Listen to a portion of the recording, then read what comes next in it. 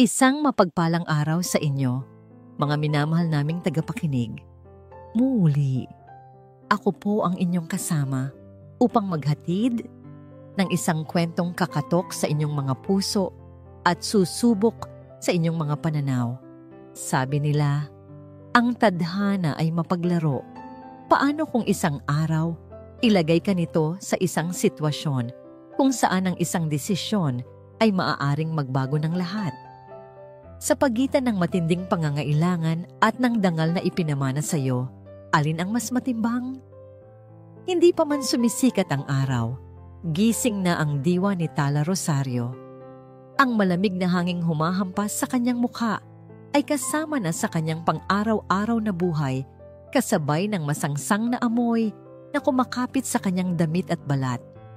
Ito ang amoy ng Estero de San Roque, ang amoy ng basura, ng kahirapan at ng mga pangarap na unti-unting tinatabunan ng dumi.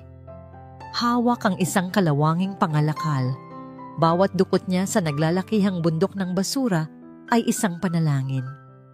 Sana po, Panginoon, kahit para lang sa gatas at gamot nila Sinag at Pag-asa, bulong niya sa sarili, habang ang mga kamay na sanay na sa kalyo ay walang pagod na naghahalongkat ng mga plastik na bote at lata. Kumakalam na ang kanyang sikmura, ngunit mas matindi ang kirot sa kanyang puso sa tuwing naaalala niya ang huling pag-uusap nila ng doktor. Ang mga salita nito ay tila kutsilyong paulit-ulit na tumatarak sa kanyang dibdib. Congenital heart disease. Kailangan ni Sinag ng agarang operasyon. Ang halaga? 100,000 piso. 100,000 pip. Para kay Tala, ang halagang iyon ay kasing taas ng mga bundok ng basura na kanyang kinakaharap. Ang kinikita niya sa isang araw ay sapat lamang para sa kanilang pagkain at sa mumurahing gamot na pansamantalang nagpapalakas sa mahinang puso ng anak. Ngunit ang operasyon, iyon ay isang pangarap na hindi niya alam kung paano aabutin. Sa gitna ng kanyang pag-iisip, isang malakas na tunog ng humaharurot na sasakyan ang pumukaw sa kanyang atensyon. Isang itim at magarang kotse ang mabilis na dumaan sa bakubakong daan sa gilid ng tambakan. Kasabay ng pag-alo ng alikabok, isang bagay ang tila lumipad mula sa bintana nito. Isang malaki at itim na bagay na may malakas na kalabog na bumagsak ilang metro lamang mula sa kanyang kinatatayuan. Napatigil si Tala. Ang kanyang unang naisip ay baka basura lang din iyon. Itinapon ng kung sinong walang pakundangan. Ngunit iba ang itsura nito. Kahit nababalot ng alikabok, kitang-kita niya ang pagiging solido nito. Ang mamahaling itsura na hindi nababagay sa lugar na yon. Dahan-dahan siyang lumapit. Ang puso niya'y nagsimulang kumabog ng mas mabilis. Nang kanyang maalis ang ilang nakapatong na dyaryo at plastik, isang itim na maleta ang kanyang nakita. Gawa sa matigas na balat, may mga silver na kandado. Hindi ito basura. Mukha itong mahalaga. Lumingalinga si Tala sa paligid. Wala nang ibang tao, maliban sa ilang mga kasamahan niyang mga ngalakal na abala sa kani-kanilang mga pwesto sa di kalayuan. Ang itim na kotse ay matagal nang naglaho. Nanginginig ang mga kamay na binuhat niya ang maleta. Mabigat, napakabigat. Niyakap niya ito nang mahigpit at halos patakbong tinungo ang kanilang munting barong-barong na gawa sa pinagtagpi-tagping yero at karton. Sa loob, mahimbing na natutulog ang kanyang kambal na anghel, sina Sinag at Pag-asa. Ang kanilang mga payapang mukha ang tanging nagbibigay liwanag sa madilim na sulok ng mundo ni Tala. Tiningnan niya si Sinag, ang bahagyang paninilaw ng balat nito at ang manipis na paghinga. Mga paalala ng sakit na anumang oras ay maaaring bumawi sa kanyang buhay. Doon, sa tabi ng kanyang natutulog na mga anak, inilapag ni Tala ang maleta. Nanginginig niyang sinubukang buksan ito. Hindi nakalock. Sa isang pag-angat ng takip, isang tanawin ang bumungad sa kanya na halos magpatigil sa kanyang paghinga. Puno.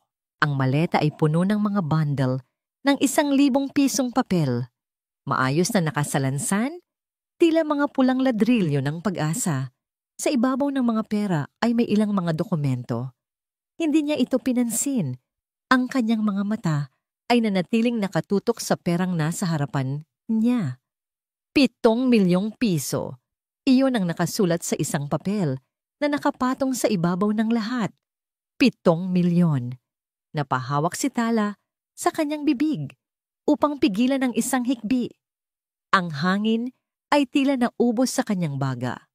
7 milyon. Hindi lang ito sapat para sa operasyon ni Sinag. Sapat ito para baguhin ang kanilang buhay. Sapat para makaalis sila sa Estero de San Roque. Sapat para hindi na nila kailanman maranasang magutom. Ito na ba ang sagot? Ito na ba ang himalang matagal na niyang ipinagdarasal? Niyakap niya ang maleta. Ang mga luha ay malayang dumadaloy sa kanyang mga pisngi. Ngunit sa gitna ng kanyang pagluha, isang tinig ang umaling-awngaw sa kanyang isipan. Isang tinig na malumanay, ngunit puno ng tibay. Ang tinig ng kanyang yumaong ina. Anak, ang karangalan ay kayamanang hindi nananakaw. Napapikit si Tala ng mariin. Ang bigat ng pera sa kanyang mga bisig ay napalitan ng bigat ng desisyon sa kanyang dibdib. Sa isang iglap, ang himalang kanyang hinawakan ay naging isang pasanin, isang pagsubok sa pinakabuod ng kanyang pagkatao. Ang bawat sulok ng opisina ni Gabriel del Sol ay sumisigaw ng kapangyarihan, mula sa sahig na gawa sa Italian marble hanggang sa malawak na bintanang salamin kung saan tanaw ang buong syudad. Ang lahat ay testimonya ng yaman at tagumpay na binuo ng kanyang pamilya. Ngunit sa sandaling iyon, ang karangyaan sa paligid niya ay walang silbi. Para siyang isang leon na nakakulong sa isang gintong hawla, hindi mapakali. Anong sabi mo? Hindi pa rin mahanap? Anas ni Gabriel, ang kanyang boses ay kalmado, ngunit may nakatagong bagsik. Ang kanyang mga mata ay matalim na nakatitig sa kanyang sekretaryang, si Clarice Montenegro. Sir, ginagawa na po ng team natin ang lahat. Nag-aalok na rin po tayo ng malaking pabuya para sa sino mang makakahanap. Sagot ni Clarice. Ang kanyang boses ay puno ng propesyonal na pag-aalala. Ang driver po ay suspendido na at iniimbestigahan. I don't need excuses, Clarice. I need results. Sigaw ni Gabriel, sabay hampas sa kanyang mesa na gawa sa mahogany. Hindi lang pera ang laman ng maletang yon. Nandoon ang mga orihinal na kontrata na kailangan nating laban sa mga Villafuente. Kung mawawala yon, mawawala ang lahat ng pinaghirapan ni Papa. Isang alaala ang mabilis na gumuhit sa kanyang isipan. Isang alaala ng sakit at pagtataksil. Ilang taon na ang nakalipas. Isang babaeng minahal niya nang lubos ang lumustay ng milyon-milyon mula sa kanyang personal na account. Kasabwat nito, ang isang business partner na pinagkatiwalaan niya. Ang 2 taong pinagkalooban niya ng kanyang tiwala ay ang mismong mga taong sumaksak sa kanya ng talikuran. Mula noon, nagtayo siya ng isang pader sa paligid ng kanyang puso. Para sa kanya, lahat ng tao ay may presyo. Lahat ay may kakayahang magtaksil kapag nabigyan ng pagkakataon. Ang pagkawala ng maleta ay muling nagbukas ng sugat na yon. Biglang tumunog ang kanyang telepono. Isang hindi rehistradong numero. Balak niya sanang hindi ito pansinin, ngunit may kung anong nag-udyok sa kanya na sagutin ito. Hello? Sagot niya iritado. Hello po. Sir? Isang boses ng babae ang sumagot mula sa kabilang linya. Mahina, tila nag-aalinlangan. Nagsasalita po ba ako kay Mr. Gabriel del Sol? Ako nga. Who is this? Nagkaroon ng sandaling katahimikan. Ako po. Ako po yung nakakita ng maleta ninyo. Natigilan si Gabriel. Ang kanyang pagkairita ay napalitan ng matinding pagdududa. Isang scam. Sigurado siyang isa itong scam. Nasaan ka? Anong gusto mo? Diretsahan niyang tanong. Wala po akong gusto, nauutal na sagot ng babae. Gusto ko lang po sanang isauli. Buo po ito. Walang bawas. Ilang sandali pa, isang babae na may suot na kupas na damit at tsinelas ang nakatayo sa harap ng kanyang napakalaking mesa. Siya si Tala Rosario. Maliit ang pangangatawan, ngunit may dignidad sa kanyang tindig. Sa kanyang mga braso, mahigpit niyang yakap ang itim na maletang naglalaman ng kanyang kapalaran. Pinagmasdan siya ni Gabriel mula ulo hanggang paa. Ang itsura nito ay sumisigaw ng kahirapan. Ang bawat hibla ng kanyang pagkatao ay nagsasabing imposibleng hindi nito ginalaw ang laman ng maleta. Clarice, tawagin mo ang security at ang accounting. Bilangin ang pera. Dito mismo. Sa harap niya. Malamig na utos ni Gabriel, hindi inaalis ang tingin kay Tala. Walang emosyong mababasa sa mukha ni Tala. Dahan-dahan niyang inilapag ang maleta sa mesa. Habang binibilang ng 2 staff ang pera sa isang cash counting machine, nanatili siyang tahimik. Ang kanyang mga mata ay nakatuon sa sahig. Pinanood ni Gabriel ang bawat kilos niya. Naghahanap ng kahit anong senyales ng pagkabalisa o kasinungalingan. Pero wala. Mayroon lamang isang kakaibang katahimikan at kapayapaan sa baba na lalong nagpatindi ng kanyang pagtataka. Pagkatapos ng halos 20 minuto, lumapit ang head accountant. Sir, kumpleto po. 7 million pesos. At ang mga dokumento, narito rin po lahat. Walang kulang, walang labis. Isang alon ng pagkamangha ang humampas kay Gabriel, ngunit agad niya itong itinago sa likod ng isang malamig na maskara. Imposible. Paanong nangyari ito? Kumuha siya ng isang bundle ng pera mula sa maleta, 100,000 piso, at itinulak ito palapit kay Tala. Pabuya mo. Take it. Umiling si Tala. Sa unang pagkakataon ay nag-angat ng tingin at sinalubong ang mga mata ni Gabriel. Hindi ko po kailangan yan, sir. Napakunot ang noo ni Gabriel.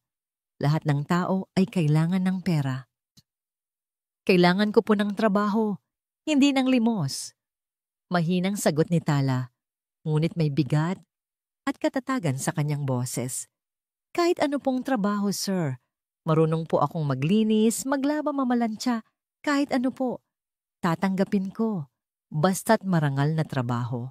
Ang pagtanggi ni Tala ay isang sampal sa lahat ng paniniwala ni Gabriel. Ang babaeng ito, na halatang mas kailangan ng pera kaysa sa kahit kanino, ay tinanggihan ng 100,000 para humingi ng trabaho? Anong klase siyang tao? Isang santa? O isang napakagaling na aktres na may mas malalim na plano? Ang pader na itinayo niya sa kanyang puso ay nagsimulang magpakita ng mga bitak. Ngunit ang laso ng pagdududa ay mabilis na pumasok sa mga siwang na iyon. Tinitigan niya ito ng mas matagal. Ang kanyang mga mata ay tila sinusubukang basahin ang kaluluwa nito.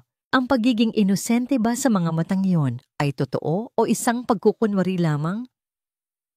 Bakit ko paniniwalaan na ni isang kusing ay wala kang kinuha? Tanong niya.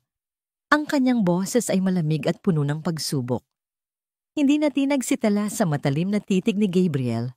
Sa halip, isang malungkot na ngiti ang gumuhit sa kanyang mga labi. Isang ngiting pagod, ngunit hindi talunan. Hindi ko po kayo masisisi kung magduda kayo, sir. Mahina niyang sagot.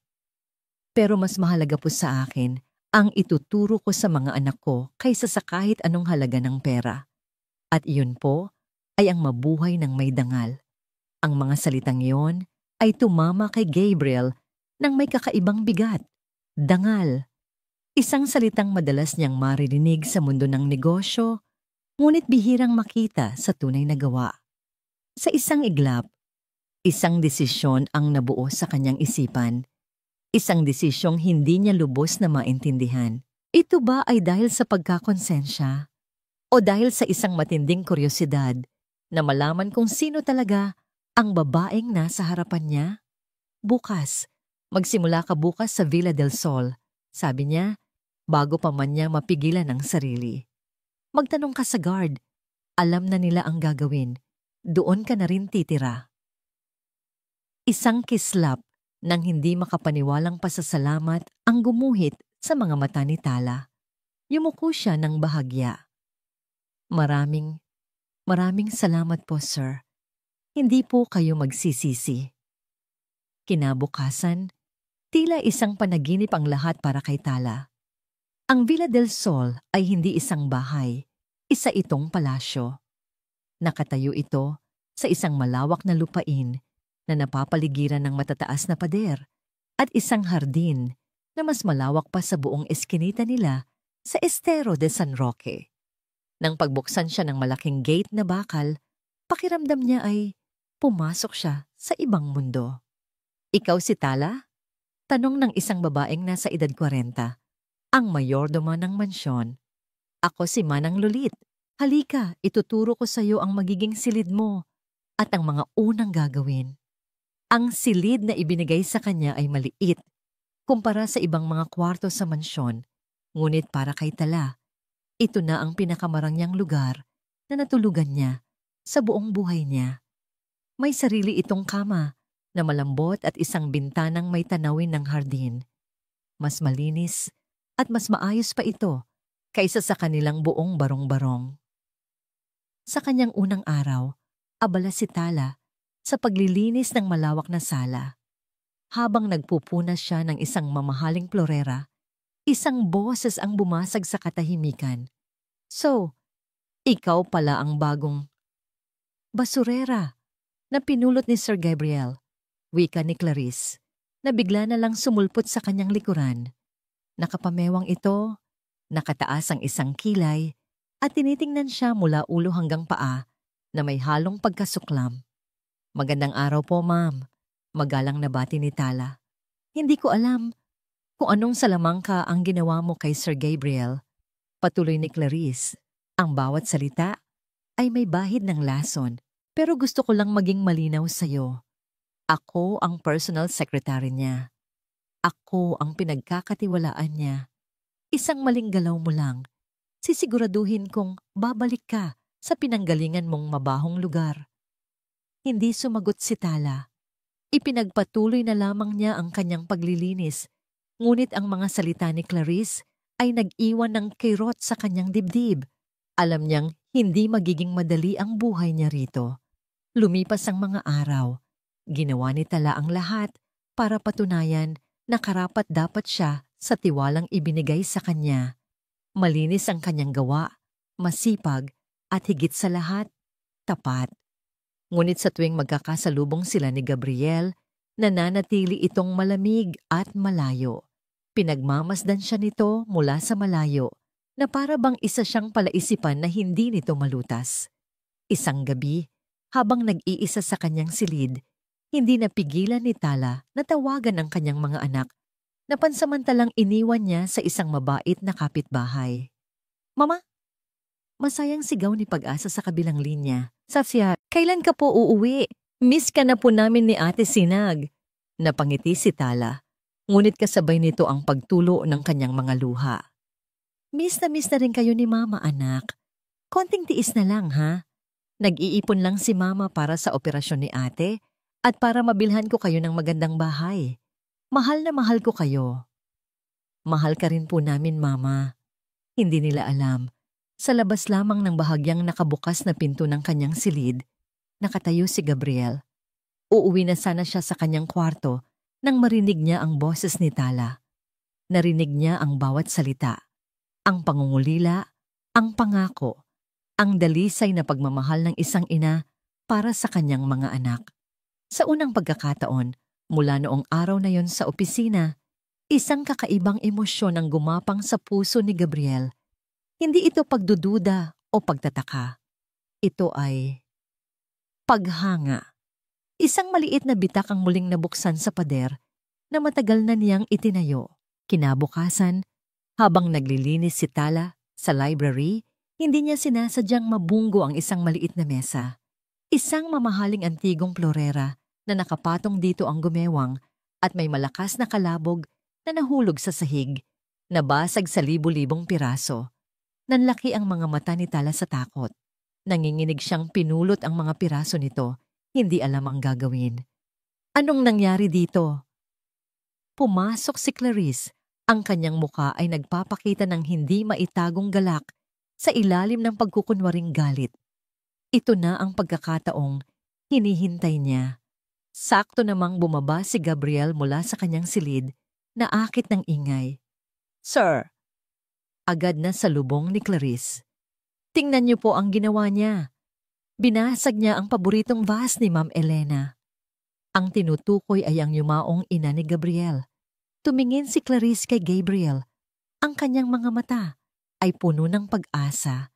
Naghihintay sa parusang igagawad nito sa babaeng kinamumuhian niya. Lahat ng mata ay nakatuon kay Gabriel. Naghihintay ng kanyang hatol. Si Clarice ay may ngisi ng tagumpay sa kanyang mga labi. Si Tala naman ay nakayuko. Ang mga balikat ay nanginginig sa takot at hiya. Handa nang tanggapin ang anumang parusa.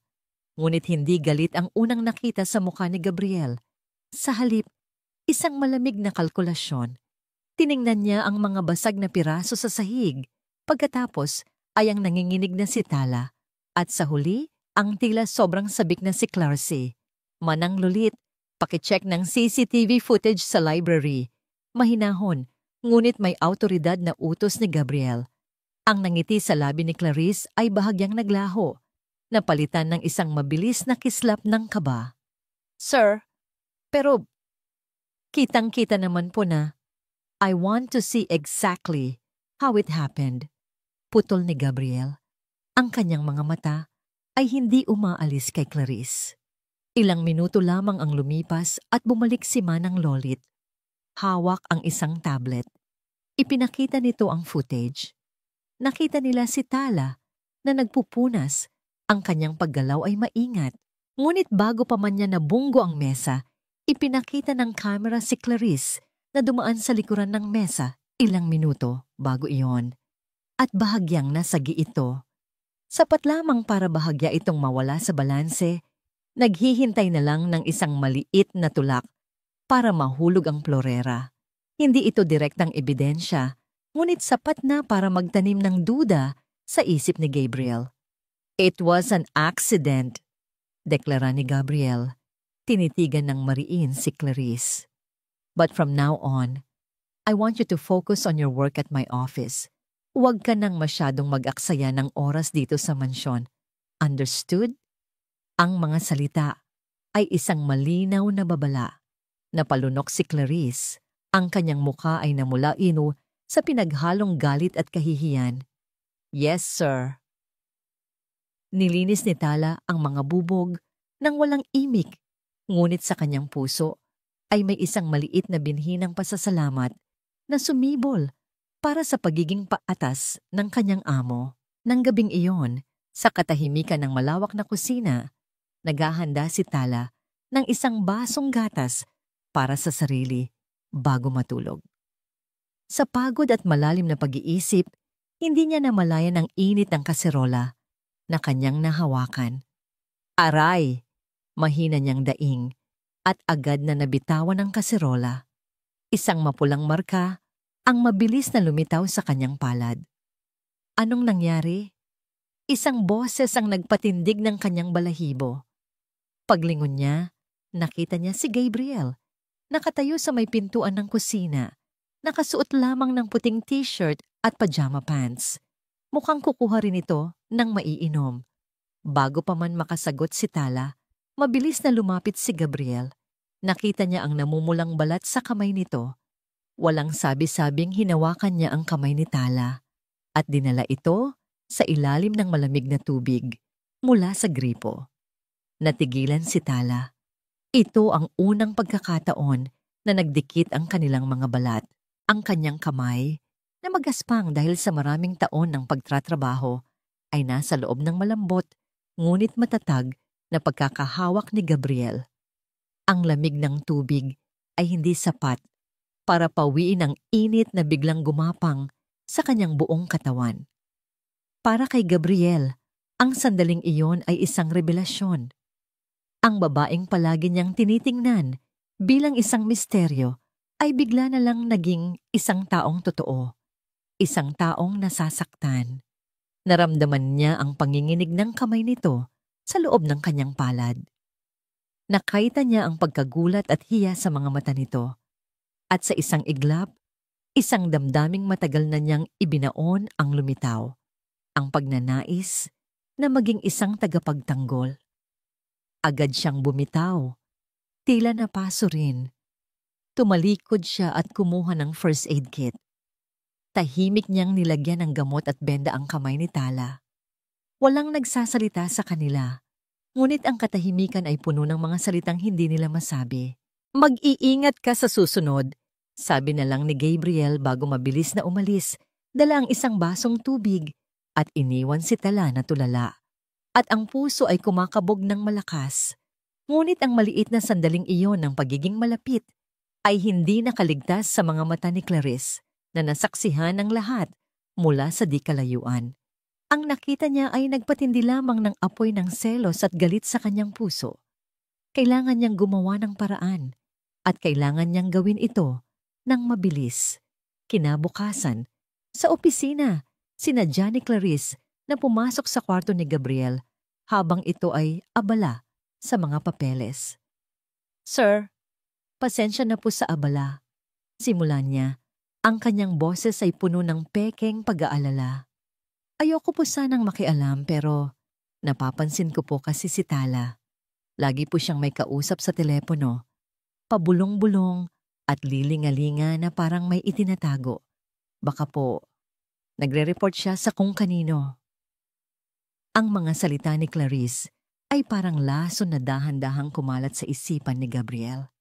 Kahit na may bahagi sa kanya na gustong magtiwala kay Tala, ang kanyang nakaraan ay bumubulong sa kanya na mag-ingat. Kinagabihan, habang papasok siya sa kanyang kwarto, may isang maliit na bagay sa sahig ang kumislap. Dahil sa ilaw, dinampot niya ito. Isang puting butones, mura, gawa sa plastik. Isang butones na hindi nababagay sa karangyaan ng kanyang silid. Bigla niyang naalala ang kupas na blusa na suot ni Tala noong unang araw nito. Nilibot niya ng tingin ang kanyang kwarto hanggang sa dumapo ito sa isang pader na may nakatagong pinto. Sa likod niyon ay ang kanyang personal na safe. Ang butones ay natagpuan niya ilang pulgada lamang mula roon. Isang malamig na kaba ang gumapang sa kanyang dibdib. Ang mga salita ni Clarice ay bumalik sa kanya. Ang pag-uusap sa telepono, ang pagiging palihim, at ngayon ito. Ano ang ginagawa ni Tala malapit sa kanyang safe? Ang lahat ba ng ito, ang pagsauli ng pera, ang paghingi ng trabaho, ang pagiging mahinhin, ay isang malaking pagkukunwari lamang? Ang bitak sa pader ng kanyang puso ay nagsimulang magsara muli.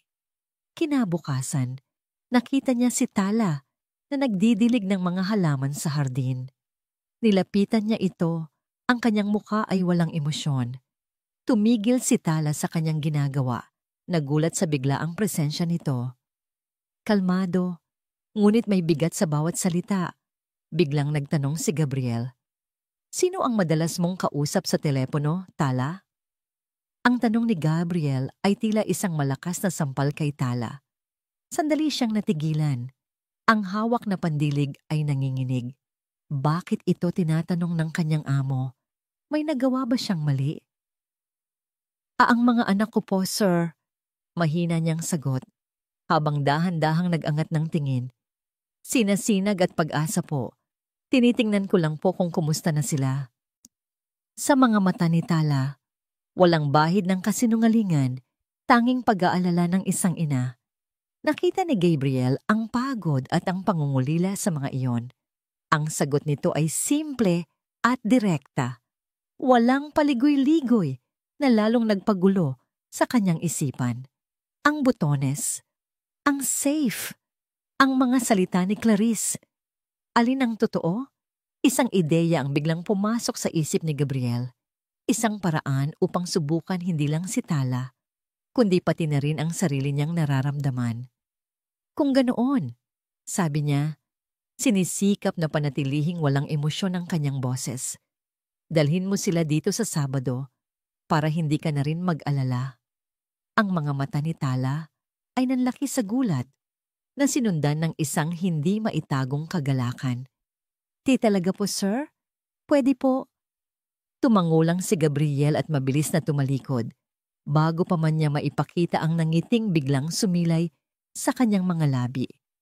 Nang dumating ang Sabado, ang Villa del Sol, na palaging tahimik at formal, ay napuno ng isang bagong uri ng sigla. Dumating sina Sinag at Pag-asa, dalawang maliliit na anghel na may suot na pinakamaganda nilang damit, hawak-hawak ang kamay ng kanilang ina. Wow, Mama! Ang laki-laki po ng bahay niyo. Bulalas ni Pag-asa, ang kanyang mga mata ay bilog na bilog sa pagkamangha habang tinitingnan ang matataas na kisame at mga kumikinang na chandelier. Si Sinag naman ay mas mahiyain. Mahigpit ang kapit niya sa palda ng ina. Ang kanyang mukha ay medyo maputla. Ngunit ang kanyang mga mata ay puno ng kuryosidad. Mula sa ikalawang palapag, pinagmamasdan ni Gabriel ang eksena. Nakikita niya ang pag-aalaga ni Tala sa mga anak, ang pagpunas sa pawis ni Pag-asa, ang pag-ayos sa buhok ni Sinag. Ang pagmamahal nito ay halos nahahawakan sa sobrang tindi. Halikayo mga anak, maglaro tayo sa hardin, yaya ni Tala. Sa hardin, ang dalawang bata ay tila mga ibon na nakawala sa hawla. Naghabulan sila sa malawak na damuhan, nagtago sa likod ng mga puno. Si Gabriel, na orihinal na plano, ay magkulong sa kanyang opisina, ay hindi na malayang napababa na pala at nakatayo sa may terrace, pinapanood sila. Isang makulay na paru-paro ang dumapo sa isang rosas. Itinuro ito ni Pag-asa. Ate, tingnan mo. Ang ganda. Tumakbo si Sinag palapit dito, ngunit sa kanyang ikatlong hakbang, bigla siyang natumba at napahawak sa kanyang dibdib, habol ang paghinga. Sinag. Mabilis pa sa 4:00 na dinaluhan ni Tala ang anak. Kasabay niya sa gulat ng lahat ay si Gabriel na mabilis na tumakbo mula sa terrace. Anong nangyari? Tanong ni Gabriel. Ang kanyang boses ay puno ng pag-aalala na hindi niya sinasadyang ipakita. Napagod lang po siya, sagot ni Tala habang marahang hinihimas ang likod ng anak. May sakit po kasi siya sa puso, sir. Ang mga salitang yon ay tumama kay Gabriel. Kaya pala ganito na lang ang pagsisikap ng babaeng ito. Ang lahat ng ito ay para sa kanyang anak. Ang pagdududa sa kanyang puso ay biglang napalitan ng isang matinding hiya. Umupo si Gabriel sa damuhan sa tabi nila. Isang kilos na hindi niya kailanman naisip na gagawin. Ayos ka na ba, little one? Malumanay niyang tanong kay Sinag. Tumango si Sinag, medyo nahihiya pa rin. Pagkatapos ay may ginawa siyang ikinagulat ng lahat. Maingat niyang pinitas ang isang maliit na bulaklak na ligaw, isang dilaw na bulaklak na tumubo sa damuhan, at inabot ito kay Gabriel. Para po sa'yo, mahina niyang sabi. Natigilan si Gabriel, kinuha niya ang maliit na bulaklak. Sa buong buhay niya, nakatanggap na siya ng mga mamahaling regalo, mga premyo, mga tropeo. Ngunit wala sa mga yon ang nakapantay sa pakiramdam na dulot ng isang maliit at walang halagang bulaklak mula sa isang batang may sakit. Sa sandaling iyon, ang pader na itinayo niya sa paligid ng kanyang puso ay hindi lang nagkabitak. Gumuho ito.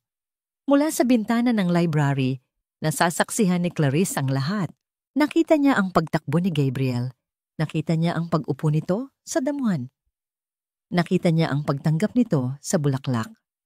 At ang pinakamasakit sa lahat, nakita niya ang isang ngiti sa mga labi ni Gabriel.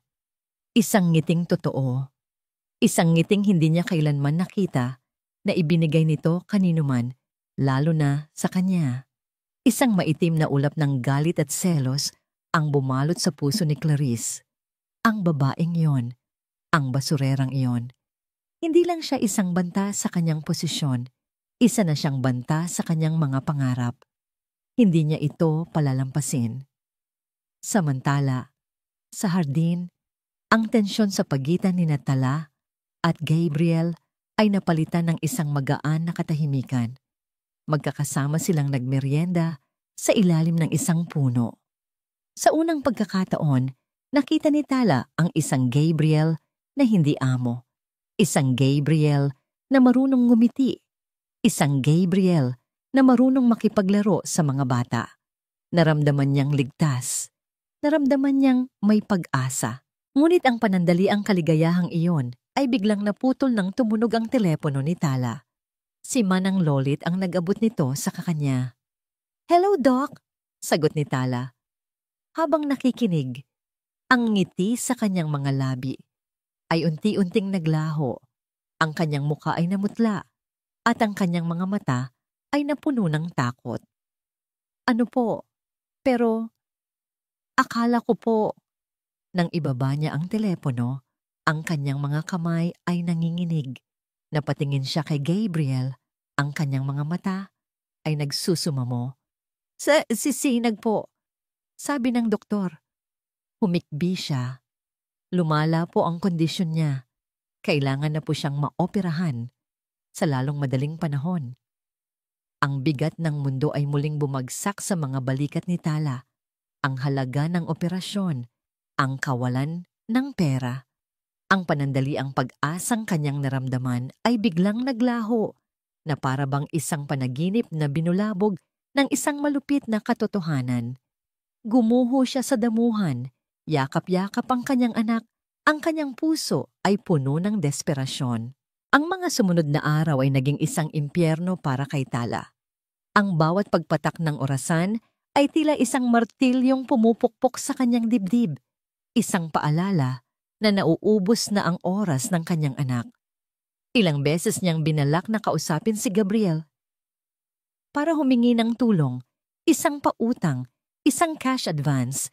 Ngunit sa tuwing magtatangka siya, pinipigilan siya ng kanyang hiya at ng takot na isipin nitong sinasamantala niya ang kabaitan nito. Ang hindi niya alam, ang kanyang pananahimik ay binibigyan ng ibang kahulugan ni Gabriel. Nakikita nito ang kanyang pagkabalisa at pagiging malayo. Ngunit sa halip na isiping ito'y dahil sa problema sa pera, ang laso ng pagdududa na itinanim ni Clarice ay muling kumalat sa kanyang isipan.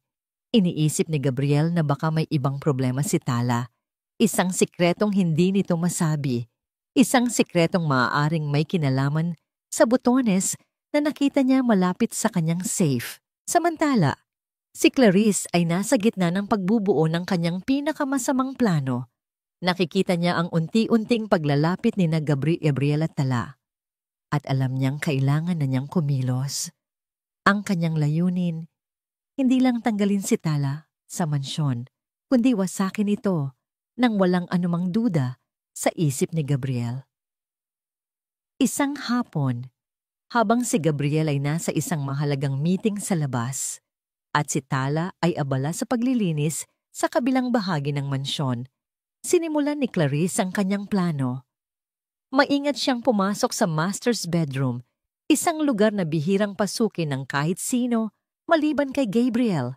Ang kanyang pakay ay isang maliit na kahon na gawa sa kahoy na nakapatong sa bedside table. Sa loob nito ay ang nag-iisang bagay na may sentimental na halaga para kay Gabriel, ang singsing ng kanyang yumaong ina. Isang simpleng gintong singsing na may isang maliit na diamante. Hindi ito ang pinakamahal na alahas sa bahay, ngunit ito ang pinakamahalaga. Nanginginig ang mga kamay na kinuha ni Clarice ang singsing. Ang halaga nito sa pawn shop ay maliit lamang kumpara sa kinakailangan niya para takpan ang perang unti-unti niyang ninanakaw mula sa kumpanya. Ngunit ang epekto ng pagkawala nito kay Gabriel, iyon ang kanyang tunay na sandata. Mabilis siyang umalis ng mansyon. Nagtungo siya sa isang maliit at hindi kilalang kapihan, ang Kapihan Tiwala, isang lugar na madalas puntahan ng mga ordinaryong tao. Isang lugar na hindi niya kailanman pupuntahan. Doon, Nakipagkita siya sa isang lalaking may kaduda-dudang reputasyon. Pagkatapos ay dumiretso siya sa isang sanglaan, sa isang madilim na eskinita. "Isasangla ko ito," sabi niya sa babaeng nasa likod ng rehas. "Pangalan po?" Nag-isip si Clarice ng isang pangalan mula sa nakaraan ni Tala na narinig niya mula sa isang investigador na kanyang inupahan. Delia. Delia Rosario. Ibinigay niya ang isang pekeng address malapit sa Estero de San Roque. Nakuha niya ang pera at ang resibo at mabilis na umalis. Kinagabihan, bumalik si Gabriel sa mansyon, pagod mula sa maghapong trabaho. Gaya ng kanyang nakagawian, binuksan niya ang maliit na kahon sa tabi ng kanyang kama para tingnan ang singsing ng ina. Isang ritual na nagbibigay sa kanya ng kapayapaan, ngunit wala roon ang singsing. Isang malamig na kaba ang gumapang sa kanyang dibdib. Hinalughog niya ang buong kwarto, binuksan ang lahat ng drawer, tiningnan ang ilalim ng kama, ngunit wala. Ang singsing ay naglaho. "Clarice! Manang Lolit!" Ang kanyang sigaw ay umalingaw-ngaw sa buong mansyon. Mabilis na umakyat ang dalawa. "Nasaan ang singsing ni Mama?" tanong niya. Ang kanyang mga mata ay nag-aapoy sa galit. "Sir, hindi po namin alam," sagot ni Manang Lolit, takot na takot. "May iba pa bang pumasok dito bukod sa akin?" Nagkatinginan si Manang Lolit at Clarice. Si Tala lang po, sir. Siya po ang naglinis ng kwarto ninyo kaninang umaga." Mahinang sagot ni Manang Lolit. Walang kamalay-malay sa bitag na kanyang pinasukan. Ang mga salitang yon ay parang sentensya. Ang lahat ng piraso ng palaisipan sa isip ni Gabriel ay biglang nagkabit-kabit sa isang nakakakilabot na larawan. Ang pangangailangan ni Tala ng pera para sa anak, ang palihim na pagtawag sa telepono, ang butones malapit sa safe, at ngayon, ang nawawalang singsing. Ang pagguho ng pader sa kanyang puso ay biglang natigil. Muli itong tumayo, mas mataas at mas matibay kaysa dati, binuo ng semento ng galit at pagtataksil. Patawag niyo siya. Utos niya. Ang boses ay walang emosyon. Sa pagkakataong yon, si Clarice ay aksidenteng may napansin sa basurahan sa tabi ng study table ni Gabriel. "Sir, ano po ito?" Dinampot niya ang isang maliit at lukot na papel. Isang resibo mula sa sanglaan. Maingat niya itong ibinigay kay Gabriel na para bang isa itong maruming bagay. Kinuha ito ni Gabriel. Binasa niya ang nakasulat. "Pawn shop receipt item. Gold ring with diamond stone. Name? Delia Rosario." Ang pangalan ay iba, ngunit ang apelyido, Rosario. Kasabay noon, pumasok si Tala sa silid. Walang kamalay-malay sa nagaganap. "Pinapatawag niyo raw po ako, sir." Ipinakita ni Gabriel ang resibo sa kanya. Ang kanyang mga kamay ay nanginginig sa pinaghalong sakit at galit. Naramdaman niyang muli ang sakit ng pagtataksil na naranasan niya noon. Ang babaeng inumpisahan na niyang pagkatiwalaan, ang babaeng gumiba ng kanyang mga pader, ay isa lang palang magnanakaw. "Tala!" Ang kanyang sigaw ay hindi lang isang tawag. Ito ay isang akusasyon, isang hatol, isang sigaw ng isang pusong muling nasugatan. Ang pangalan ni Tala na sinigaw ni Gabriel ay tila isang kulog na yumanig sa buong pundasyon ng pagkatao niya. Nakatayo siya sa gitna ng marangyang silid, nalilito, nasasaktan, at walang kamalay-malay sa bigat ng kasalanang ibinabato sa kanya. "Ano po ito, sir?" tanong niya. Ang mga mata ay nagpapalipat-lipat sa galit na mukha ni Gabriel, sa resibo na hawak nito, at sa nag-aalalang mukha ni Clarice. "Huwag ka nang magkunwari, Tala," sabi ni Gabriel. Ang bawat salita ay may halong lason ng pagkabigo. "Alam kong kailangan mo ng pera. Alam kong desperado ka. Pero hindi ko akalain na magagawa mo ito sa akin, sa amin, matapos kitang pagkatiwalaan. Hindi ko po maintindihan. Umiiling na sabi ni Tala. Ang mga luha ay nagsisimulang mamuo sa kanyang mga mata. Sir, wala po akong ninanakaw. Itinapat ni Gabriel ang resibo sa mukha niya. Rosario, hindi mo ba apelyido yan? Ipinagbili mo ang singsing ng ina ko para sa operasyon ng anak mo? Ito ba ang dangal na ipinagmamalaki mo sa akin? Ang bawat salita ay isang punyal na tumagos sa puso ni Tala. Ang dangal na tanging yaman niya, ang dangal na ipinamana ng kanyang ina, ay ngayon ginagamit na panlait sa kanya. Hindi po ako yan. Hindi po ako magnanakaw. Pagtanggi niya, ang kanyang boses ay basag na sa pag-iyak. Panginoon ko, maniwala po kayo sa akin. Ngunit ang mga pakiusap niya ay walang epekto sa isang pusong muling isinara ng takot at pagtataksil. Para kay Gabriel, si Tala ay ang babaeng muling nagpatunay na lahat ng tao ay may presyo, na ang tiwala ay isang kahibangan. Ang nakikita niya sa harapan niya ay hindi na si Tala, kundi ang multo ng lahat ng taong nanloko sa kanya. Tapos na tayo, Tala. Malamig na deklara ni Gabriel. Ang kanyang boses ay walang anumang emosyon. Ayoko nang makita pa ang pagmumukha mo dito. Pero sir, umalis ka, sabi niya. Mas mababa, ngunit mas may bigat. Tumingin siya sa mga mata nito, mga matang puno ng sakit at pagkalito. Umalis ka, ngayon din.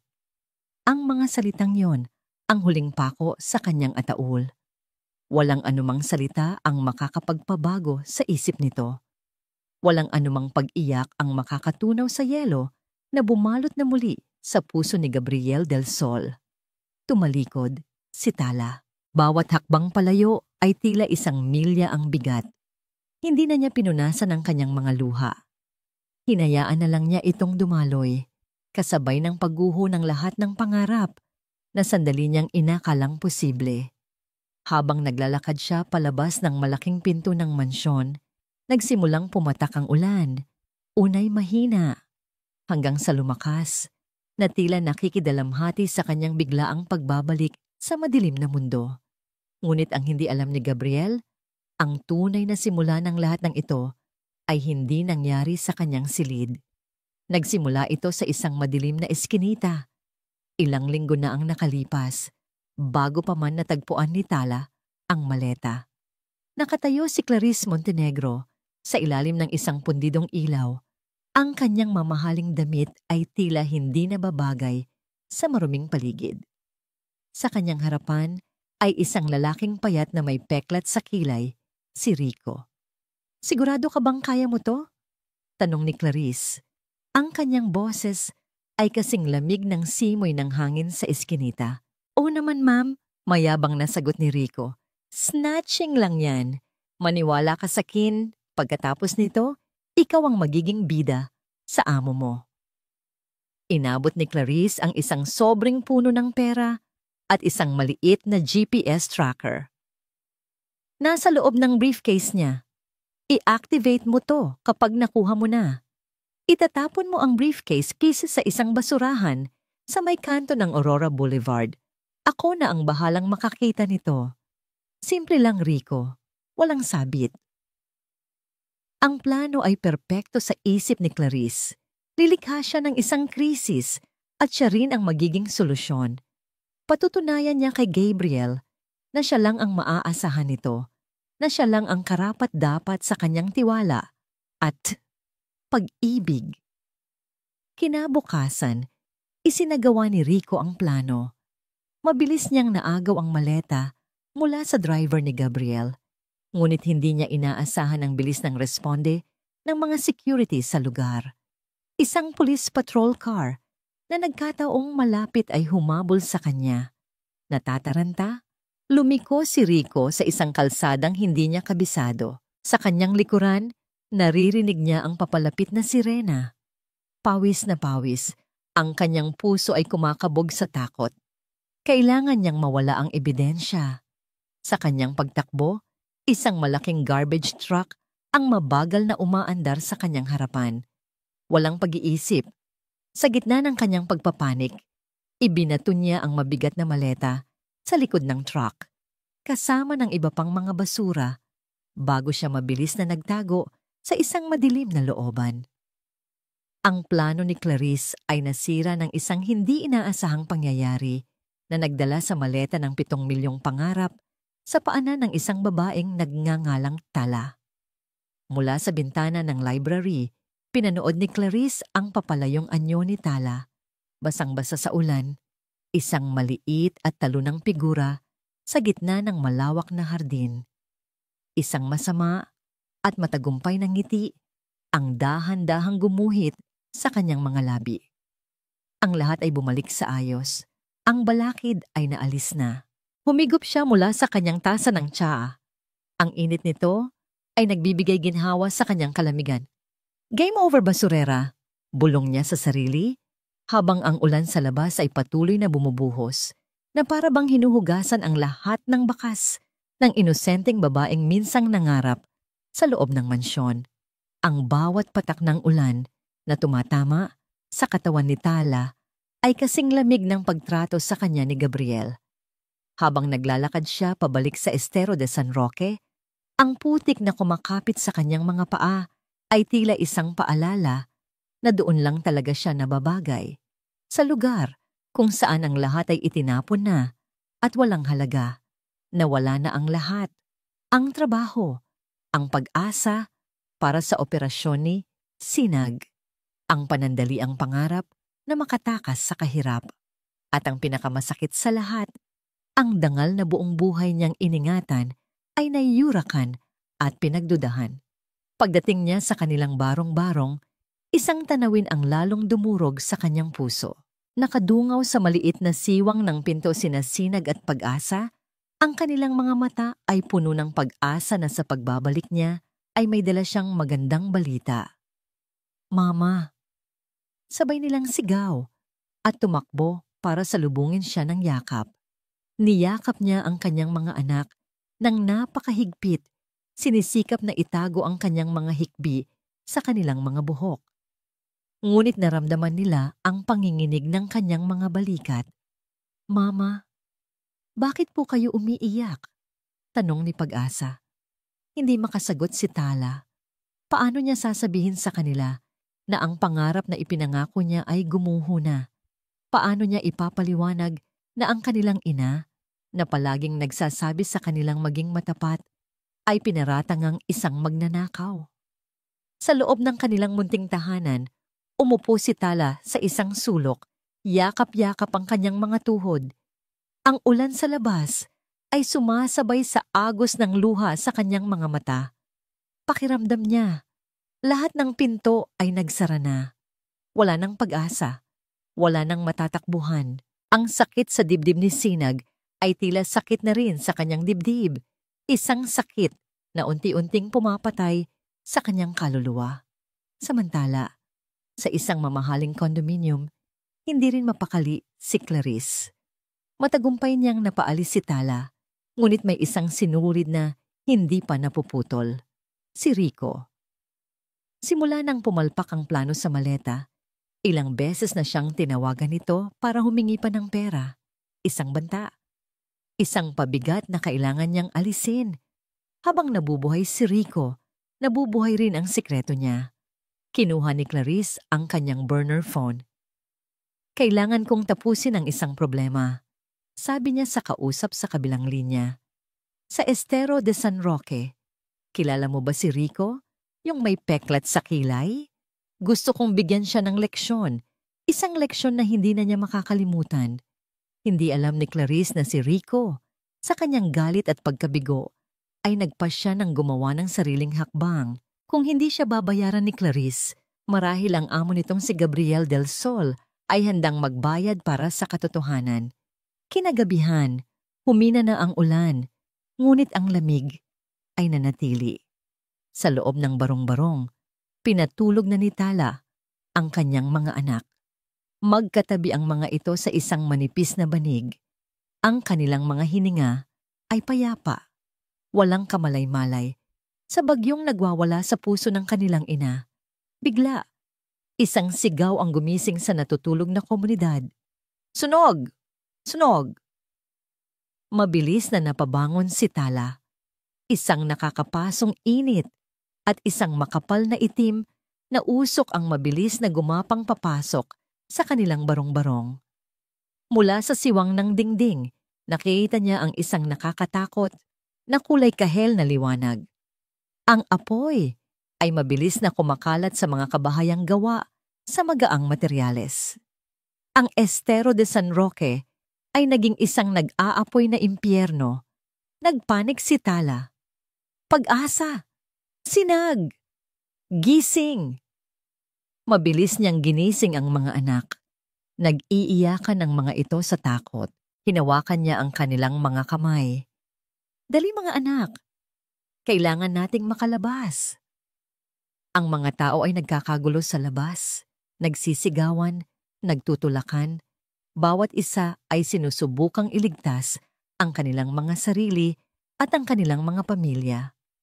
Ang usok ay makapal, humahapdi sa mata at nagpapasikip sa paghinga.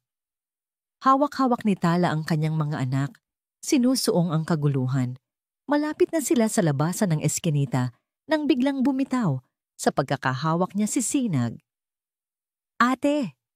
Sigaw ni Pag-asa. Paglingon ni Tala, nakita niya si Sinag nakahandusay sa lupa. Ilang metro ang layo sa kanila, malapit sa isang nasusunog na pader. Ang makapal na usok ay naging masyadong matindi para sa mahina nitong puso at baga. Nawalan ito ng malay. Sinag! Susubukan sana ni Tala na bumalik. Ngunit isang malaking nasusunog na kahoy ang bumagsak mula sa itaas, humaharang sa kanyang daraanan. Ang apoy ay nasa pagitan na niya at ng kanyang walang malay na anak. Tulong! Yung anak ko! Sigaw niya, ang kanyang boses ay paos na sa usok at desperasyon, ngunit walang makarinig sa kanya sa gitna ng kaguluhan. Lahat ay abala sa pagliligtas ng kanilang sariling buhay. Samantala, sa loob ng kanyang magarang kotse, pauwi na si Gabriel mula sa isang late-night meeting. Bukas ang radyo. Habang naghihintay sa traffic, isang breaking news ang pumutol sa himig ng musika. Isang malaking sunog ang nagaganap ngayon sa Estero de San Roque. Maraming kabahayan ang natupok na at kasalukuyan pang inaapula ng mga bumbero ang apoy. Estero de San Roque. Ang pangalan ng lugar ay tila isang malakas na sampal sa mukha ni Gabriel. Bigla, ang imahe ni Tala at ng kanyang dalawang anak ay lumitaw sa kanyang isipan. Ang ngiti ni Pag-asa, ang mahinang boses ni Sinag habang inaabot sa kanya ang isang bulaklak. Isang hindi maipaliwanag na takot at pagsisisi ang biglang bumalot sa kanya. Hindi maaari. Walang pag-aalinlangan.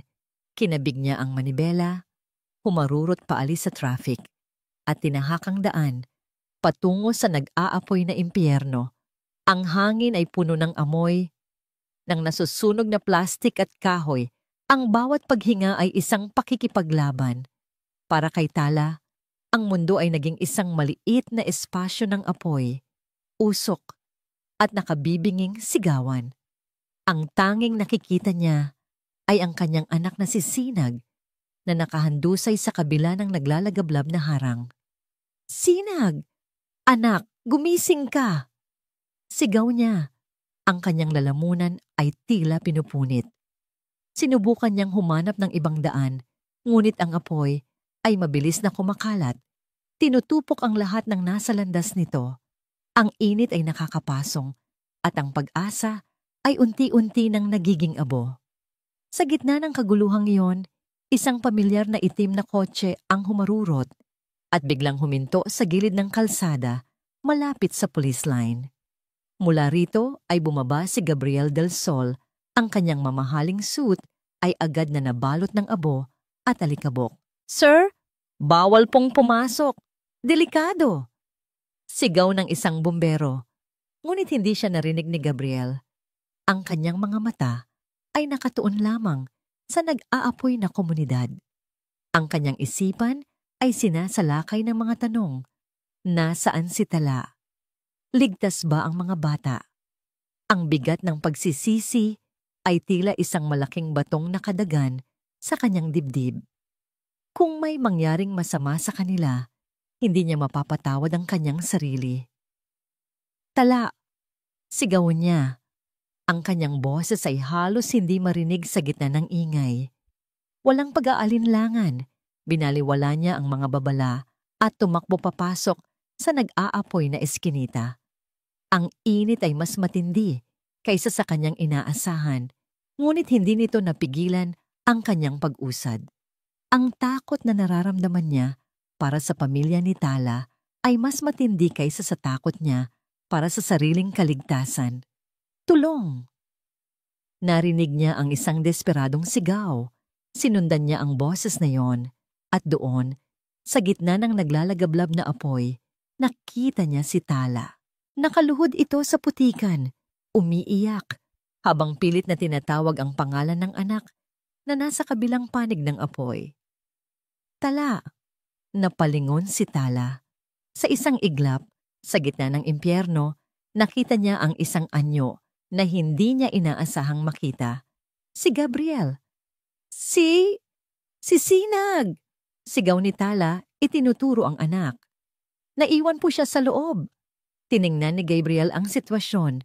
Ang apoy ay masyadong malaki para daanan. Ngunit sa kanyang gilid, nakita niya ang isang pader na yari sa yero na medyo mababa. Kung makakaakyat siya roon, may pagkakataon siyang malampasan ang apoy. Mabilis siyang umakyat, hindi inalintana ang matutulis na gilid ng yero na sumugat sa kanyang mga kamay. Mula sa itaas, tumalon siya pababa sa kabilang panig, mas malapit kay Sinag. Ang sahig ay nagbabaga at isang nasusunog na poste ang malapit nang bumagsak. Mabilis niyang binuhat ang walang malay na bata. Si Sinag ay maliit at magaan sa kanyang mga bisig, ngunit ang bigat ng responsibilidad na dala niya ay napakatindi. Hinubad niya ang kanyang suit jacket at ibinalot ito sa bata para protektahan mula sa mga lumilipad na baga. Kumalma ka lang, bata. Ilalabas kita rito. Bulong niya, kahit alam niyang hindi siya nito naririnig. Sa kanyang pagbabalik, ang daraanan niya ay mas delikado na. Ngunit sa adrenaline at sa matinding pagnanais na mailigtas ang bata, hindi niya ininda ang sakit at panganib. Nilampasan niya ang mga nagbabagang kahoy at mga gumuguhong pader. Mula sa kabilang panig, si Tala ay nanonood. Ang kanyang puso ay tila hihinto sa bawat segundo. Ang bawat hakbang ni Gabriel ay isang panalangin. Ang lalaking nagtaboy sa kanya, ang lalaking humamak sa kanyang dangal, ay ngayon isinusugal ang sariling buhay para sa kanyang anak. Sa wakas, matagumpay na nakalabas si Gabriel mula sa nag-aapoy na eskinita. Dala-dala si Sinag. Ang kanyang muka ay puno ng uling, ang kanyang damit ay may mga sunog, at ang kanyang mga braso ay may mga sugat. Ngunit ang bata ay ligtas sa kanyang mga bisig.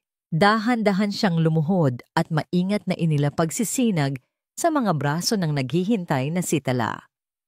Sa sandaling iyon, ang oras ay tila tumigil. Ang ingay ng sunog at ng mga sirena ay naglaho. Ang tanging naroon ay ang dalawa sa kanila. Ang mga mata nila ay nagtagpo. Ang mga mata ni Gabriel, puno ng hindi masabing pagsisisi at pag-aalala. At ang mga mata ni Tala, puno ng pasasalamat, pagkalito at sakit. Walang salitang namutawi, ngunit ang kanilang mga puso ay nag-usap. May ambulansya na parating, sigaw ng isang bumbero. Mabilis na isinakay si Sinag sa ambulansya, kasama si Tala at Pag-asa. Bago sumara ang pinto, lumingon si Tala kay Gabriel na naiwang nakatayo sa gitna ng kaguluhan, isang bayaning hindi inaasahan. Nang makarating sila sa ospital, mabilis na inasikaso si Sinag. Pagkatapos ng ilang pagsusuri, lumabas ang doktor mula sa emergency room Ang kanyang mukha ay seryoso. Ang usok na nalanghap niya ay nagpalala sa kondisyon ng puso niya. Sabi ng doktor kay Tala, "She needs the surgery now." Ang mga salitang iyon ay muling nagpabagsak sa mundo ni Tala.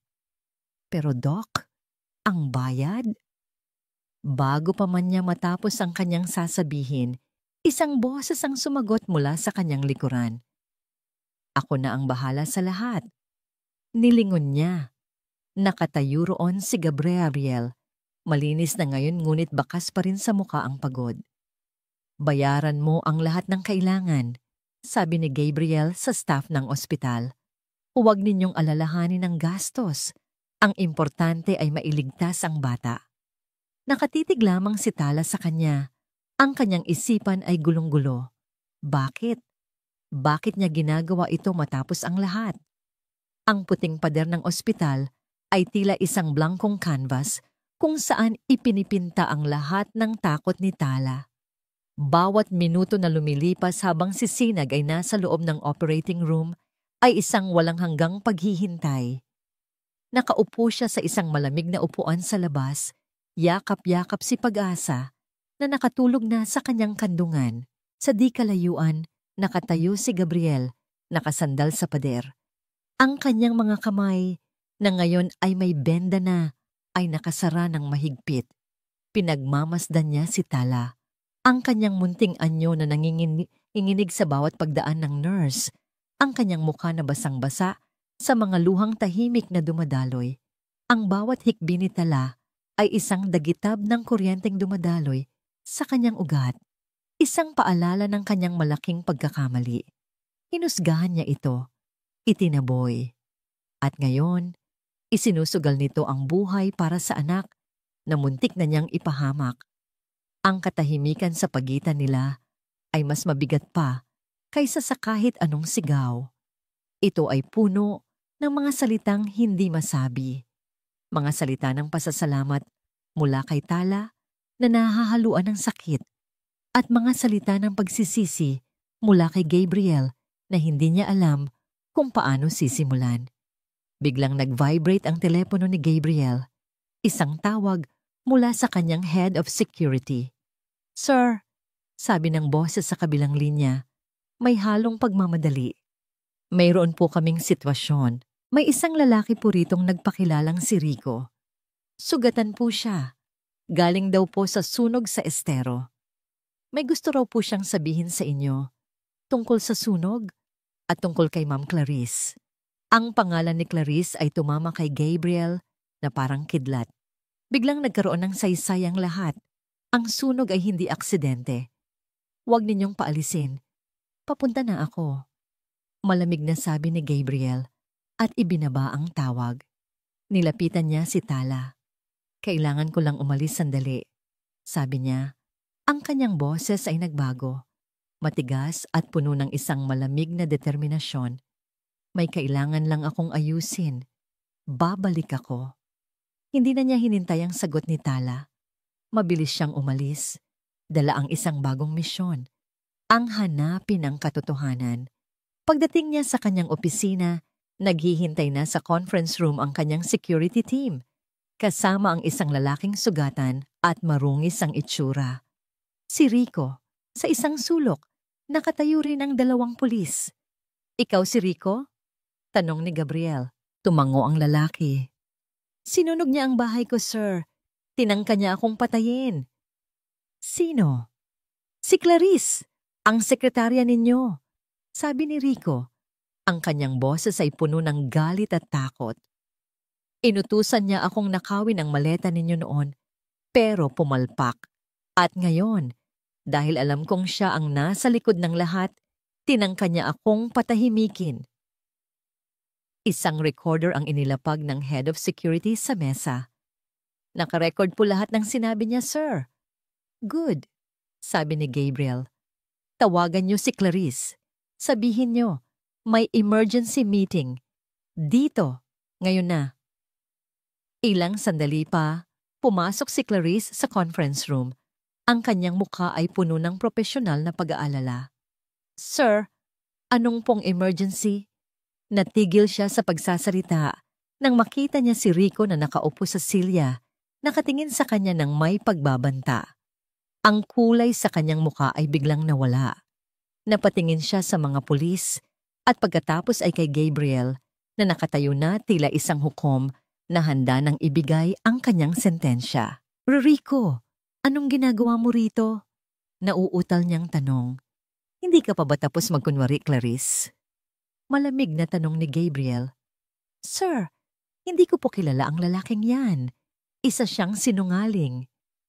Pagtanggi ni Clarice, ngunit ang panginginig ng kanyang boses ay nagpapakita ng kanyang takot. Hindi na nagsalita pa si Gabriel. Pininindot niya ang play button sa recorder. Ang boses ni Rico ay umalingaw-ngaw sa silid.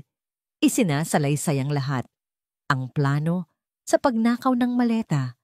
Ang pagpalpak nito, ang paninisi ni Clarice sa kanya, at ang kanyang hinala na ito ang nagpasunog sa estero para patahimikin siya. Bawat salita ay isang pako sa kabaong ni Clarice. Ang kanyang pagkukunwari ay gumuho, napalitan ng purong panik. Hindi! Hindi totoo yan. Bayaran yan. Binayaran niyo siya para siraan ako. Sigaw niya ang kanyang mga mata ay nanlilisik na nakatingin kay Gabriel. Tapos na ang laro, Clarice. Sabi ni Gabriel. Doon na bumigay si Clarice. Ang kanyang mukha ay nabalot ng galit at pagkamuhi. Tumingin siya kay Gabriel, hindi na bilang isang amo, kundi bilang isang lalaking inagaw sa kanya. Ginawa ko ang lahat para sa'yo, Gabriel. Sigaw niya habang papalapit sa kanya ang mga pulis.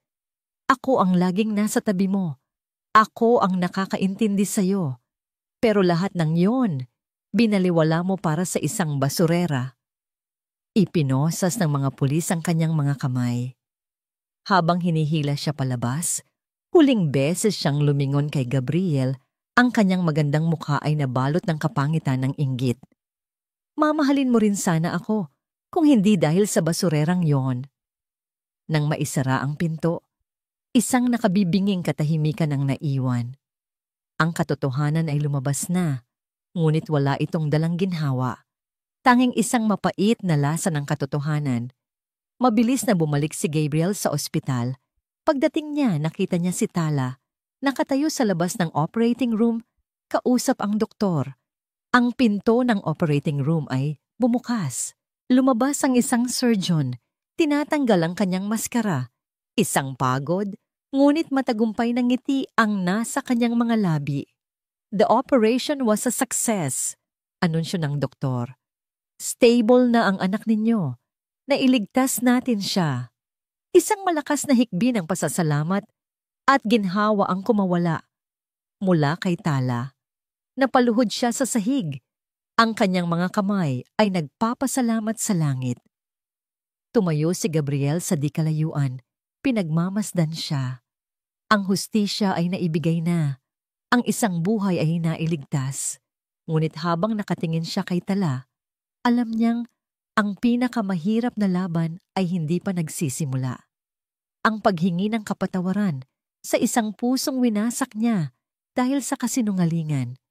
Nag-angat ng tingin si Tala at nakita siya. Ang kanilang mga mata ay muling nagtagpo. Ngunit sa pagkakataong ito, walang apoy, walang ulan, tanging isang malawak at tahimik na agwat sa pagitan nila. Isang agwat na puno ng sakit, pagsisisi, at isang tanong na walang sagot.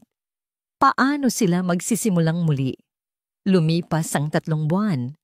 Ang malamig na simoy ng hangin ng Disyembre ay nagsisimula ng maramdaman, ngunit sa isang maliit at malinis na bahay, sa isang simpleng subdibisyon, ang init ng pagmamahal ay nananaig. Dahan-dahan lang, Sinag, natatawang sabi ni Tala habang pinapanood ang kanyang anak na masayang naghahabol ng isang paru-paro sa kanilang maliit na hardin. Si Sinag, na dati laging maputla at madaling mapagod, ay ngayon puno na ng buhay. Ang kanyang mga pisngi ay mamula-mula at ang kanyang paghinga ay malalim at normal. Sa tabi niya ay si Pag-asa, na tuwang-tuwa na muli niyang Nakakalaro ang kanyang kakambal nang walang pag-aalala. Ito ang bagong buhay ni Tala. Matapos ang matagumpay na operasyon ni Sinag, tinulungan sila ni Gabriel na makahanap ng bagong matitirhan. Isang bahay na maliit kumpara sa mansyon, ngunit isang paraiso kumpara sa Estero de San Roque. Nagbigay din ito ng puhunan para makapagsimula si Tala ng isang maliit na karinderya sa kanilang garahe. Hindi na siya isang katulong, isa na siyang maliit na negosyante. Itinaguyod ang kanyang pamilya sa sarili niyang mga paa. Lingid sa kaalaman ni Tala, mula sa loob ng kanyang kotse na nakaparada sa di kalayuan, madalas siyang pinagmamasdan ni Gabriel. Araw-araw, pagkatapos ng trabaho, dumadaan siya roon. Hindi siya nagpapakita. Pinapanood lang niya mula sa malayo. Ang pagtawa ng mga bata, ang ngiti sa mga labi ni Tala. Bawat ngiting iyon ay isang kirot at ginhawa sa kanyang puso. Ginhawa dahil alam niyang ligtas at masaya na sila. Kirot dahil alam niyang wala siyang karapatang maging bahagi ng kaligayahang iyon. Sinampahan niya ng kaso si Clarice na ngayon ay nahaharap sa maraming asunto. Tinulungan niya ang mga nasunugan sa Estero. Ginawa niya ang lahat ng tama. Ngunit ang paghingi ng tawad kay Tala, iyon ang isang bagay na hindi niya magawa dahil pakiramdam niya'y walang salita ang sapat para punan ang pinsalang idinulot niya. Isang hapon, naglakas loob siya. Bumaba siya ng kotse, may dalang 2 laruan para sa mga bata. Dahan-dahan siyang lumapit sa gate. "Mama, si Sir Gabriel po," sigaw ni Pag-asa. Lumabas si Tala mula sa karinderya. Pinupunasan ang kanyang mga kamay sa isang apron. Ang kanyang nangiti ay bahagyang naglaho nang makita siya na palitan ng isang magalang ngunit may distansyang ekspresyon. "Sir Gabriel," bati niya. "Gabriel na lang," sabi nito. Ang boses ay bahagyang nanginginig. Para sa mga bata."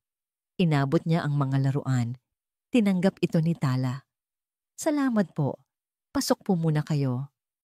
Sa loob ng simpleng sala, isang hindi komportableng katahimikan ang namagitan sa kanila habang ang mga bata ay masayang naglalaro sa labas. "Kumusta na ang karinderya mo?" Basag ni Gabriel sa katahimikan. "Ayos naman po. Malakas," sagot ni Tala. Walang masabi si Gabriel. Ang lahat ng ensayado niyang sasabihin ay naglaho. Sa huli, ang katotohanan na lang ang lumabas sa kanyang bibig. "Tala, nandito ako para..." Huminga siya ng malalim. Para humingi ng tawad. Tumingin si Tala sa kanya. Ang kanyang mga mata ay kalmado, ngunit may bakas ng sakit na hindi pa tuluyang naghihilom. "Alam kong walang salita ang sapat," patuloy ni Gabriel. "Hinamak kita. Hindi kita pinakinggan. Binaliwala ko ang kabutihan mo dahil sa sarili kong mga takot. Pinabayaan kong lamunin ako ng nakaraan ko. At dahil doon, muntik ka nang mapahamak. Muntik nang mapahamak ang mga anak mo.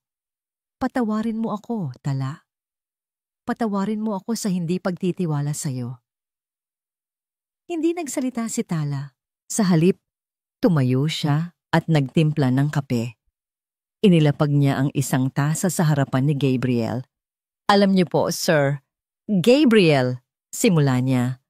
"Noong una, galit na galit po ako sa inyo. Pero habang tumatagal, naiintindihan ko na lahat tayo ay may mga sugat. Lahat tayo ay may mga multo ng nakaraan. Ang sa inyo po ay pagtataksil. Ang sa akin naman po ay kahirapan." Tumingin siya sa labas, sa kanyang mga anak. Noong araw na nakita ko ang maleta, ang unang pumasok sa isip ko ay ang mga anak ko. Madali sanang kunin ang pera. Pero may isang bagay na pumigil sa akin, ang alaala ng nanay ko. Ang turo niya tungkol sa dangal. Muli siyang tumingin kay Gabriel, at sa pagkakataong ito, isang maliit na ngiti ang sumilay sa kanyang mga labi. Isang ngiting totoo, walang halong pait. Lahat ng tao ay nagkakamali, Gabriel. Ang mahalaga, ay kung paano tayo bumabangon. Ang mga salitang yon ay tila isang balsamo sa sugatang kaluluwa ni Gabriel. Hindi ito isang buong pagpapatawad, ngunit ito ay isang simula, isang pag-unawa. Kinabukasan, nagpadala si Gabriel ng isang mensahe. Pwede ba kitang imbitahan magkape sa labas? Sa isang lugar na ang pangalan ay Tiwala. Nagkita sila sa kapihan, Tiwala. Sa pagkakataong ito, wala nang pader sa pagitan nila. Nagkwentuhan sila tungkol sa kanilang mga pangarap, sa kanilang mga takot, sa kanilang mga nakaraan. Nagtawanan sila. Sa unang pagkakataon, nakita nila ang tunay na pagkatao ng isa't isa. Hindi bilang isang amo at isang katulong, hindi bilang isang mayaman at isang mahirap, kundi bilang dalawang taong sinubok ng tadhana at natutong bumangon. Hindi pa sila magkasintahan. Ang kanilang kwento ay hindi nagtatapos sa isang halik. Nagtatapos ito sa isang pag-asa. Habang pinapanood nila ang paglubog ng araw mula sa bintana ng kapihan, ang kanilang mga kamay ay magkalapit sa ibabaw ng mesa, hindi pa nagkakadikit, ngunit parehong handa ng abutin ang isa't isa. Ang halaga ng isang dalisay na puso ay hindi masukat ng 7 milyong piso. Nasusukat ito sa kakayahang magpatawad, magtiwala, at magmahal muli. At para kina Tala at Gabriel, ang kanilang kwento ay ngayon pa lang nagsisimula. At dito po nagtatapos ang ating kwento. Isang paalala na ang tunay na yaman ay hindi nakikita sa dami ng pera, kundi sa kalinisan ng ating puso at sa tibay ng ating karangalan. Ang pagpapatawad ay isang regalong ibinibigay natin hindi lang para sa iba, kundi para na rin sa ating sarili, upang tuluyan na tayong makalaya sa bigat ng nakaraan. Maraming salamat po sa inyong walang sawang pagsubaybay at pakikinig. Sana po ay may aral kayong napulot sa kwento ni Tala at Gabri Aguirre. Ano po ang masasabi ninyo sa kanilang pinagdaanan? At anong klaseng kwento naman po ang gusto ninyong marinig sa susunod? I-comment lamang po sa ibaba. Hindi dito nagtatapos ang ating paglalakbay. Marami pa pong kwentong kasing ganda at mas puno ng aral dito sa aming channel. Kung nagustuhan nyo ang kwentong ito, i-like, i-share sa pamilya at mga kaibigan, at mag-subscribe na rin para lagi kayong updated sa mga susunod pa naming kwento. I-click niyo ang notification bell para kayo ang unang makarinig kapag may bago kaming upload. Pagpalain po kayo ng Panginoon, kayo at ang inyong buong pamilya. Hanggang sa muli!